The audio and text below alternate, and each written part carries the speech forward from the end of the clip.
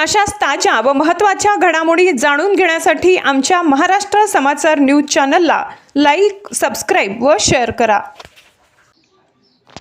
दिनांक 16/5/2026 रोजी मौजे नादरपूर तालुका कन्नड जिल्हा छत्रपती संभाजीनगर येथे सन्माननीय श्री रमेश नागोराव निकम यांच्या अध्यक्षतेखाली प्रमुख अतिथी सन्माननीय श्रीयुत डॉक्टर गजानन चव्हाण साहेब, जिल्हा प्रकल्प अधिकारी विदर्भ मराठवाडा दूध विकास प्रकल्प छत्रपती संभाजीनगर, सन्माननीय श्रीयुत श्री निळकंठवार साहेब, पशुसंवर्धन विभाग पंचायत समिती छत्रपती संभाजीनगर व सन्माननीय श्रीयुत आशिफ पठाण, पशुधन पर्यवेक्षक छत्रपती संभाजीनगर यांचे मार्गदर्शनाखाली पशुपालक, दूध उत्पादक शेतकरी व ग्रामस्थ नादरपूर, जवखेडा बुद्रुक यांना आधुनिक पद्धतीने दुग्ध व्यवसाय करण्यासाठी प्रात्यक्षिकाद्वारे एकदिवसीय प्रशिक्षण कार्यशाळा घेण्यात आली.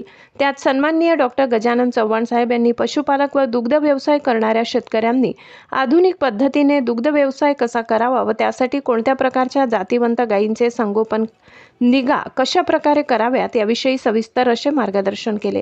तसेच दूध उत्पादक शेतकऱ्यांचे अडीअडचणी समजावून घेतल्या.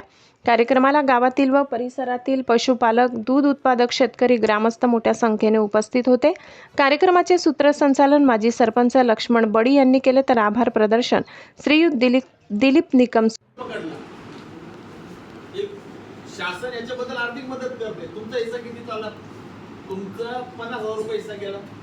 आज रोज जर मी माझ्या हिशोबात पकडले, बघा मी कोणत्या दृष्टिकोनातून पाहतोय ही योजना त्याच्यावर फार डिपेंड आहे. तसं आपण म्हणतो ना, अर्धा ग्लास भरलाय का अर्धा रिकामा आहे, तुम्ही काय पाहता त्याच्यावर.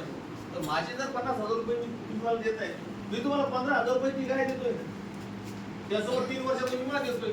आता लोकल मध्ये तुम्ही तुमचा विमा काढायचा, समजा तुम्हाला जनरल तुम्ही म्हटले का मला माझ्या गाडीचा विमा काढायचा, तर 90,000 रुपयाला सध्या प्रीमियम येते 10,000 रुपये एका वर्षाचं. याच्यामध्ये 5,000 रुपये 3 वर्षाचं 90,000